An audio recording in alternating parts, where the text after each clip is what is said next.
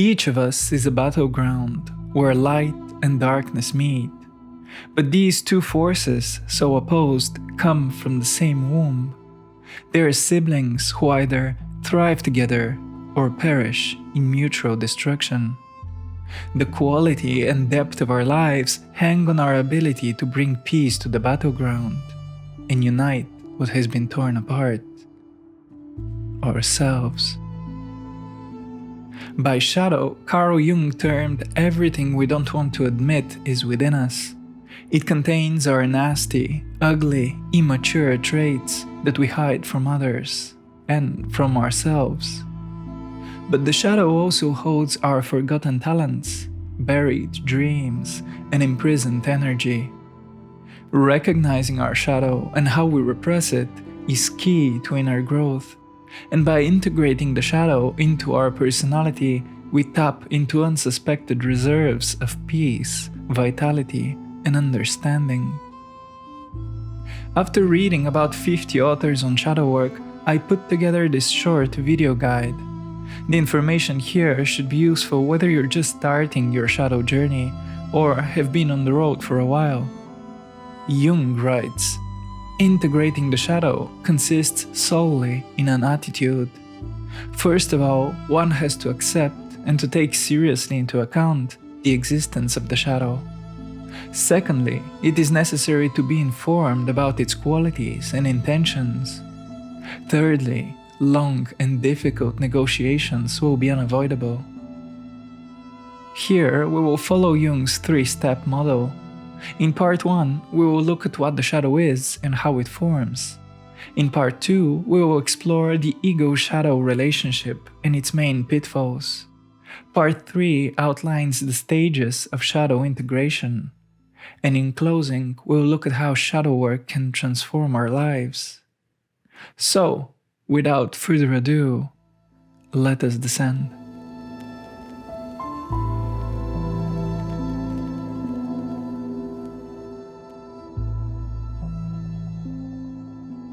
When we are born, we arrive with all the mysterious, contradictory energies of life within us. These energies are the inheritance of our ancestors and eons of evolution. They come with the territory of life as a human being. Wordsworth writes, "Trailing clouds of glory do we come." Our parents, however, want only some parts of the glory. They teach us to, say, stop fidgeting, be quiet, stop touching ourselves, to not get into fights, to not ask silly questions. Whatever the case, they encourage some parts of us and punish the rest. This is all necessary, of course, it's their job. As we grow, our friends take over, then our teachers, colleagues, etc. Being within society means learning what parts of ourselves we are allowed to express and how we are allowed to express them. This learning begins long before we are self-aware or can think critically. So, when mom and dad say some part of us is bad, we take their word for it. Wanting their love, we chisel out of ourselves everything they don't approve of. Over time, we sculpt ourselves into the image our parents, friends, and society have taught us is good. This image is the masterwork of early life, the ego.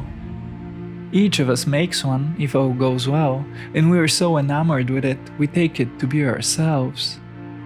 All the pieces we have chiseled out, the bad bits, we lock in the basement and throw away the key. Decades later, if ever, we discover that while we've been sculpting the ego, we have also created something else. We have crafted the ego's inverted image, the shadow. This complementary opposite contains all feelings, thoughts, and desires we have tried to banish from our psyche. Abrams and Zweig write, "The ego and the shadow develop in tandem, creating each other out of the same life experience." Like yin and yang, ego and shadow complement each other through contrast. Their very opposition to one another is what unites them as inseparable parts of one and the same whole. our psyche. Note here, what happens on the individual level also occurs collectively. It is not just people that develop shadows, but also families, countries, and our entire species. The collective also tends to identify with certain values while repressing their complementary opposites. Movements such as the Enlightenment, feminism, and climate activism are attempts at redeeming repressed values from the collective shadow. But let's stay focused on the individual. Things get even more interesting once the ego and the shadow have fully formed. Let's explore their evolving relationship.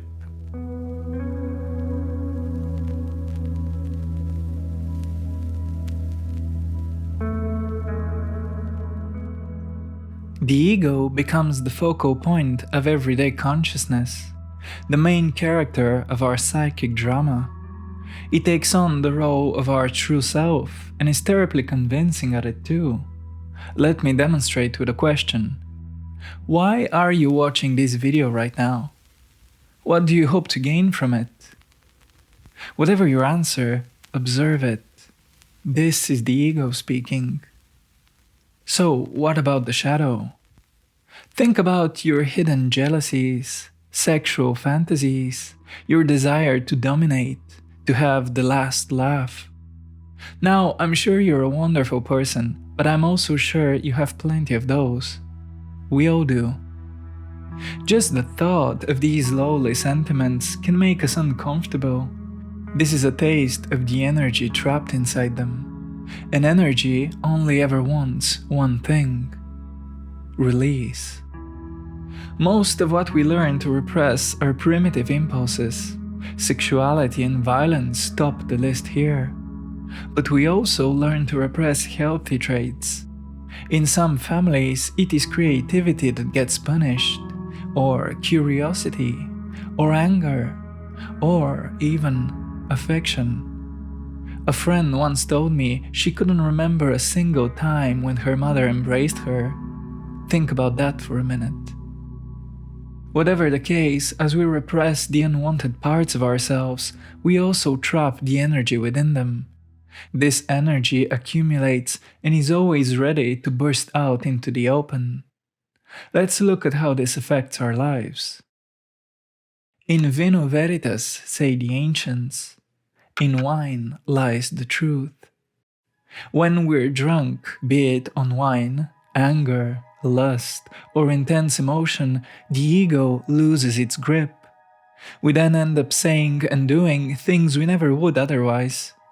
Once our episode is over, the ego returns to clean up the mess. I don't know what came over me, we say, or I didn't mean it. But something within us did mean exactly what we did and said. That something is the shadow. Shadow outbursts can be destructive, leading to reckless or even criminal behavior, but they can also reveal hidden strengths like courage and vitality we didn't know we had. Think of a kid who's finally had enough and stands up to her bullies. She may get beat up, but she may also see there's more to her than a quiet girl. This could serve her for a lifetime. Another way shadow energy escapes is through the unconscious mechanism of projection. Projection is when we see the disowned parts of ourselves in others, reacting to those traits without realizing why. Here's an example. Say my parents teach me sex is shameful. To earn their love, I repress all my sexual thoughts and urges. All that wild, primal energy goes into the basement. When I grow up, this energy will be simmering under the surface of consciousness. My fight against my impulses may lead to depression, anxiety, perhaps even physical illness. I could try to cure these symptoms in myriad ways. I may take up journaling, exercise, or a spiritual practice. I may seek escape in work, drink, ideology, religion. As Jung wrote, people will do anything, no matter how absurd, in order to avoid facing their own soul. And here comes projection. In society, I'll meet people who haven't repressed their sexuality. They will have repressed something else, of course, but that's another matter. The ego will recognize these people as threats, and its defenses will flare up. Fear and aversion to my repressed impulses will now have an external target. I will begin to see sexually relaxed people as inappropriate, dirty, perverted, dangerous even. And the more I condemn their depravity, the more self-righteous I will feel. This is what makes projection so dangerous. It gives us the sweetest fruit, a clean conscience, but at a steep price: hatred for others. The more I repress my shadow, the more elaborate will my projection be. I will have imaginary arguments with those I can't stand. I will brood on their downfall. I will badmouth them in front of others. Just as individuals project their shadows, entire groups can scapegoat others for qualities they can't accept within themselves. This can escalate from intolerance to outright violence. The Inquisition, terrorism, and the Holocaust are textbook examples of this. So too are many present-day events, unfortunately. Now, not every time we dislike somebody are we projecting our shadow. Negative reactions to certain people and behaviors are natural and necessary. It is important to tell these apart from projection. Reflect on how many people in your life have some negative traits. Chances are all do. And yet, this is usually not a problem. The flaws of our close ones even endear them to us further. If they do cross a line, we react in the moment and then forget about it. Projection, however, is marked by intolerance, exaggeration, and fixation. Whenever we find ourselves unable to stand somebody, chances are they are living out our own repressed feelings. At university, I used to be frustrated with a guy from my course for being such a know-it-all. It took me months to notice just how hard I was trying to appear smart to my professors. Suddenly, my annoyance at the guy turned into compassion. I recognized in him my own painful insecurities. So, take a minute to reflect on this. Is there anyone you can't stand? If so, what does that tell you about yourself? Analyst Edward Whitman writes, "Only that which we cannot accept within ourselves do we find impossible to live with in others." The key danger of projection is we're unaware of it when it occurs. We have to be unaware of it for it to occur. Our mind has evolved to hallucinate external enemies that distract it from the real enemy within, ourselves. Today, we have a tool for putting an end to all enemies, internal and external alike: the world's atomic arsenal. We may resort to this final solution if we don't learn how to heal our psyches. To heal is to see the enemy outside is really within, and the enemy within is no enemy at all.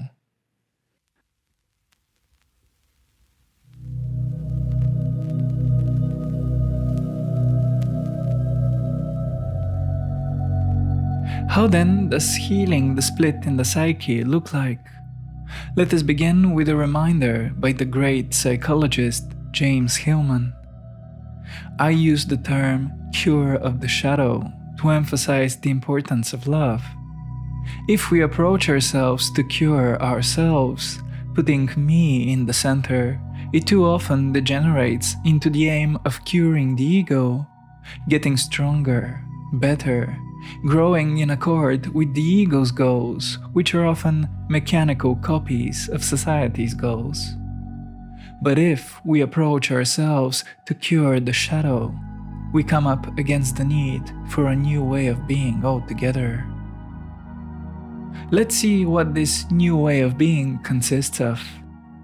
The first step, as Jung says, is recognition.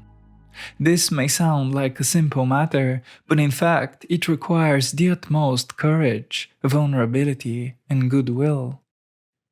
Recognition means taking an unflinching look at everything petty, nasty, and immature in yourself. It means giving up the urge to deny, explain away, or blame. It means allowing the idealized self-image to die. And since you've always identified with that image, you experience that as your own death. So here comes the first discovery. The self-image is dead, but you are still here. This means there is more to you than you realize. As Davies writes, one always learns one's mystery at the price of one's innocence. Step 2 is listening. Once the shock of encountering our shadow passes, we must descend further, and we must bring offerings of humility, patience, and compassion. Knowledge of the shadow is not enough. We must cultivate a true understanding of our repressed thoughts and feelings. This we do by paying careful, unprejudiced attention to them. That is, we approach them with love. Bly writes, every part of our personality that we do not love will become hostile to us. The idea of loving our shameful impulses may sound absurd, even dangerous. But love is exactly what arises once we drop our judgment and let the shadow tell its story. The monster we thought we would find turns out to be a wounded child who was never allowed outside, never nurtured, never even looked at. Most importantly, nobody ever taught that child how to express their impulses. They were ever only punished. Here comes the second discovery. What we thought was evil turns out to be pain. What we thought wanted to destroy, in fact, only wants to be heard, to be seen, to be loved. The third step of shadow integration is the most dangerous and is an art more than a science. This final step, negotiation, is the beginning of true psychological maturity. To negotiate with the shadow, we must reintroduce the ego. Having done so much shadow work already, we will find our ego has undergone a quiet transformation. And no, it will not have lost its power. Quite the contrary. Sanford says, the ego is not really diminished in the process of integration. It simply becomes less rigid in its boundaries. There is a tremendous difference between a strong ego and an egocentric ego. The latter is always weak. Individuation, the attainment of one's real potential, can't take place without the strong ego. So, shadow work makes the ego stronger but less egocentric. What does this mean? The immature ego believes itself to be all of the psyche. It is the Charlie Sheen of 2.5 Men, or the Roger Waters of Pink Floyd. Such an ego recognizes no psychic authority other than itself, and represses whatever it cannot control. This gives off the impression of strength, but also generates endless internal conflict.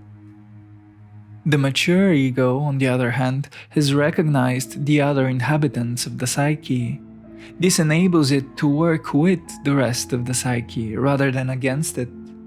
So, the mature ego is a conscious, democratic leader who can rally unconscious drives to a common cause. This is its strength. Shadow integration takes a strong ego, able to stand its ground, but also respect the unconscious. It takes a negotiating ego. Von Franz writes, the shadow is exactly like any human being with whom one has to get along, sometimes by giving in, sometimes by resisting. sometimes by giving love, whatever the situation requires. The shadow becomes hostile only when he or she is ignored or misunderstood. Negotiation means establishing boundaries, making pacts, and dividing up the loot.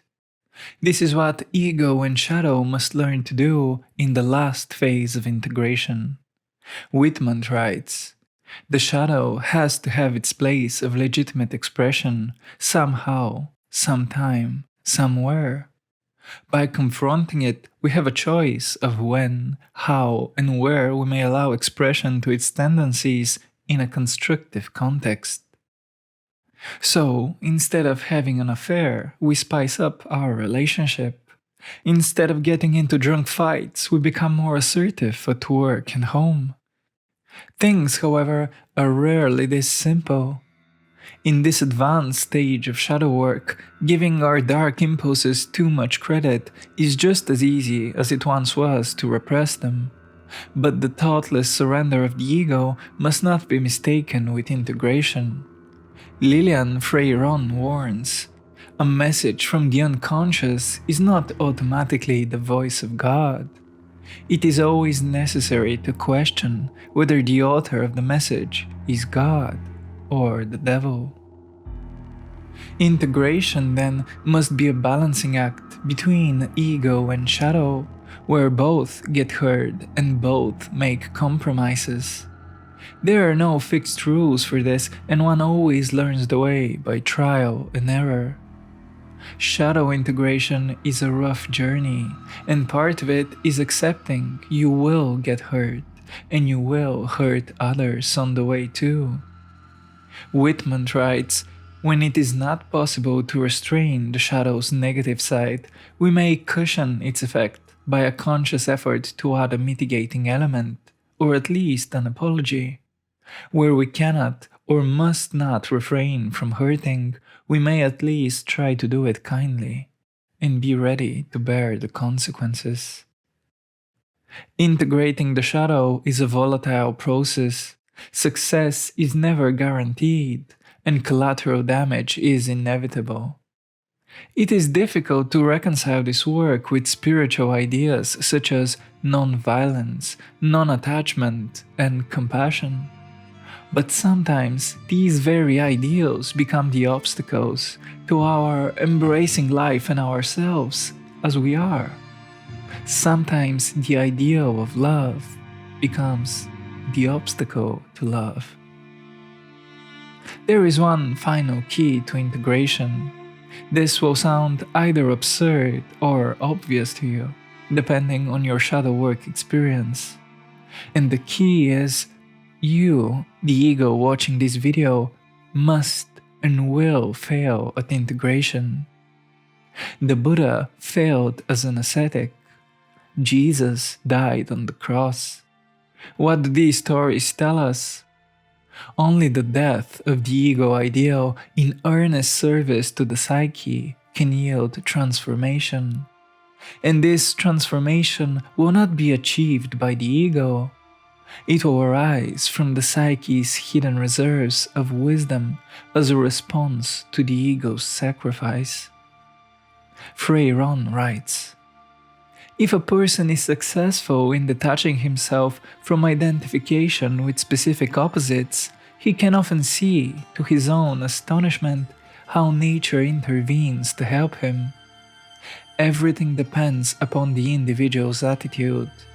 The freer he can keep himself of hard and fast principles, and the readier he is to sacrifice his ego will, the better are his chances of being emotionally grasped by something greater than himself.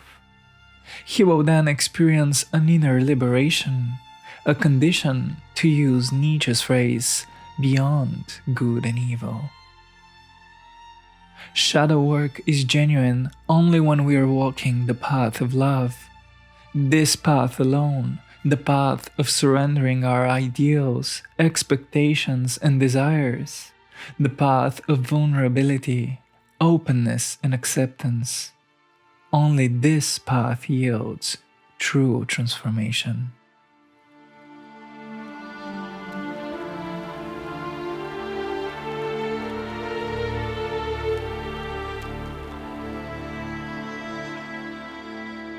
In closing, let's consider why the difficult journey of shadow work is worth the trouble. Therapist and meditation teacher Connie Zweig writes, "My mother pointed out some 20 years ago, in the height of my spiritual grandiosity, that I was good at loving humanity, but not so good at loving individual human beings. With the gradual acceptance of the darker impulses within me, I feel a more genuine compassion growing in my soul. To be an ordinary human being, full of longing and contradiction, was once anathema to me. Today it is extraordinary." Contrary to our fears, shadow integration makes us more compassionate, patient, and understanding, both towards ourselves and others. Being intimate with your darkness makes you less likely to blame it on others, or to shame others for their own. But that's not all. The shadow, remember, is a storehouse. Depending on what we've exiled there, it may hold our sexuality, creativity, assertiveness, sensitivity, or any other vital trait. Sooner or later, we get stuck in life, and no amount of effort seems to move us forward. In such cases, life often requires of us something we have unconsciously denied ourselves. We may then retreat into quiet desperation, or face our shadow and reclaim our lost treasures. By redeeming, healing, and empowering the shadow, we become redeemed, healed, and empowered by it. This process is a universal stage of human development. How consciously we go through it decides how much further we will be able to grow. This brings me to my final point. Consider the following. In a showdown, God is always on the side of the shadow, not the ego. The confrontation of one's own evil can be a mortifying, death-like experience. But like death, it points beyond the personal meaning of existence. The shadow is the keeper of the gate, the guardian of the threshold. The way to the self lies through him. These authors suggest that shadow integration does more than heal our personal psyche. It brings us into deeper dimensions of the mind, beyond our individual lives, into what Jung called the collective unconscious. While it begins as personal therapy, shadow work evolves into something much greater. Gradually, it gives us a new perspective on our existence, on the timeless patterns of human life, and on the universals of good and evil, self and other, life and death. For all the trials that shadow work entails, it is only the entry point into much deeper realms of experience and understanding. To learn a powerful shadow work technique, join as a channel member or patron and access my exclusive video on Ken Wilber's shadow exercise. I thank all members, patrons, and supporters for helping me continue this work. May our branches reach high and our roots burrow deep. And remember, what you seek is seeking you. See you next time.